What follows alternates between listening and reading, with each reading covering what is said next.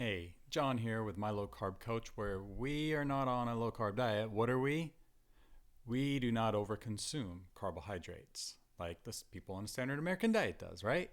All right, so I had been creating, I batch a lot of my videos and I schedule them to post and everything. And I've been creating a lot of videos around carbohydrates and calories because, listen, at the end of the day, to lose weight, what do we need to do? We need to be in a calorie deficit, and people who do low carb diets don't want to have to think about calories. But at the same time, we also need to make sure we fix ourselves hormonally, meaning get things like insulin out of the way so that we can actually burn body fat. Insulin is the fat storage hormone. And when you are in fat storage mode, what can you not burn? You can't burn fat, right? So, I wanted to talk about something on the carbs end of things, but it also factors into calories, and is this. If you are doing something like keto, if you're doing Atkins, if you're tracking carbs, okay, because I've said in other videos, you can either track carbs or you can track calories, you can track some protein. You should track something, at least when you're brand new at trying to lose weight, or if you've been struggling, maybe you've been doing it a while, but you're going like this with your weight and everything.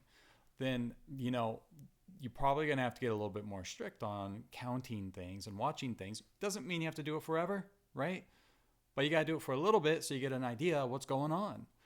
Now, so when we talk about like carbs, so for people who are tracking carbs, then a lot of times what they think is, especially if it's keto and you're new to keto, you hear like, oh, it's high fat, right? Moderate protein, low carb. I personally don't like the moderate part of the protein. I like higher protein for fat loss, but that's another story.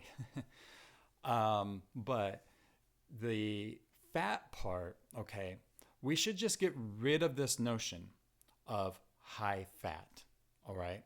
Listen, fat is pretty calorie dense. In fact, it has more calories per gram of fat than carbs have or protein have.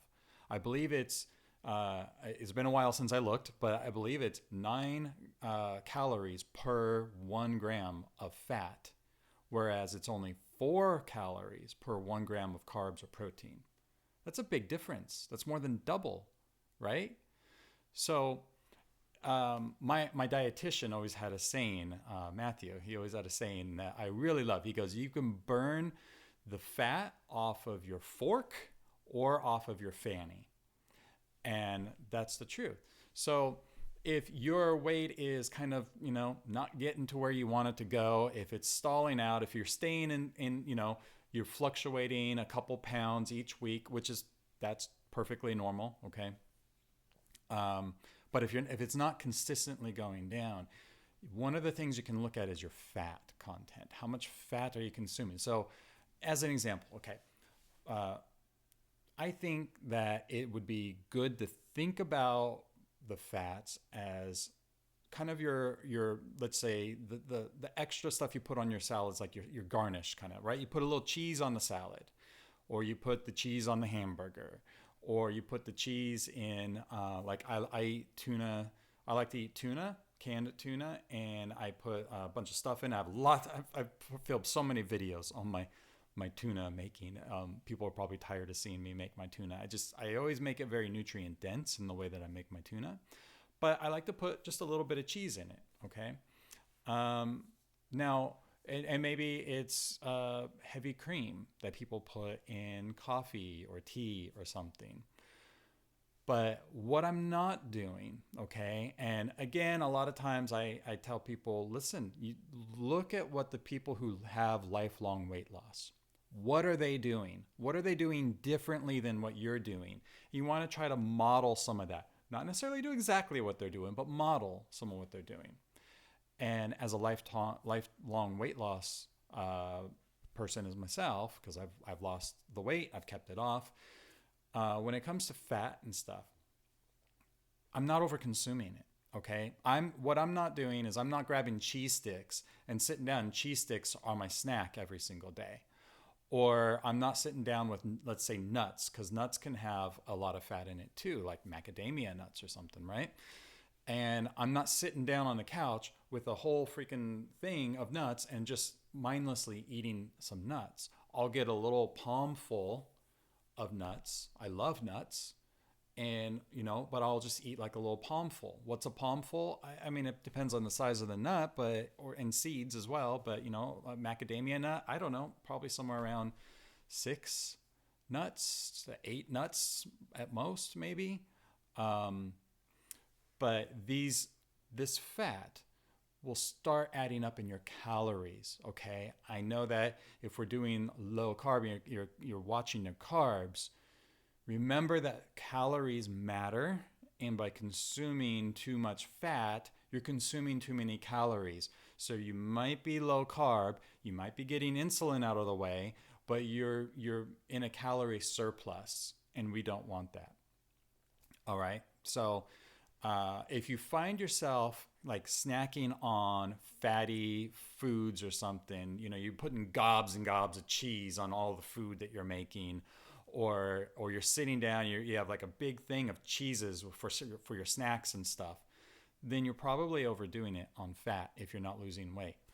Now, if you what I would suggest for you in that case, okay, is reduce it down, treat it more like a garnish on things. Have just a little palm full of nuts. Don't take the whole container with you somewhere, and maybe measure too, because how much I like coffee, and in fact, I went to Starbucks and I had it's a whole milk or latte that I got, but I'm not drinking 6 cups of coffee putting heavy cream in it every single time. And if I did, I'm probably going to be consuming a lot of fat. I hope that makes sense. Okay. So watch your fat content. If you are doing low carb, don't think of it like high fat, low carb diet. Think of it like a normal fat diet. So you get the fat is in like the meats that you have. Like if you have a good steak, there's probably going to be some fat in it. Great. If you're cooking with, let's say, some butter, wonderful. You're cooking with butter, or you're cooking with olive oil or something, that's fine. We're just not wanting to add in over consuming, right? What is something that I'm always telling people is a direct result, correlation, whatever you want to call it, to being overweight or being obese. It typically is over consuming food. So what we have to do is figure out our habits and our routines, the things that we do. How are we putting our meals together? How are we acting when we're sad, depressed, angry, irritated, whatever, when we're bored? Let's make sure we're not over consuming the fat if what we're trying to do is lose weight. All right, so I think that does it in this video, and I hope you found it useful. I'll see you in another video. I know my videos go a little longer. You know what? Like they say on Facebook, you should do 3-minute videos or something. And I don't know. Maybe people aren't watching this all the way through. It says about 8. I'm coming up on 9 minutes on my video. You know what? I got too much to say. And honestly, if you're still watching this right now, then you know what? Kudos to you, because you're actually taking the time to try and figure this out. And I did a video a little bit ago about commitment and being committed. And if there's a weight loss coach out there, and one that you're particularly interested in, so I assume if you're watching my videos, you're kind of interested in things I have to say, right? Maybe we have a little bit of rapport or something. If you're just watching 30 seconds of a video and then you hit the like button, or 1 minute of a video that's 9 minutes long. Now, if you do it because it's like, okay, yeah, he's done a video on that before, I've seen it, I'm good. But usually, you know what? Listen, just because you heard something doesn't mean you know it. I should make this a whole new video, right? This should be a video. But this is the truth. Just because you've heard something doesn't mean that you know it.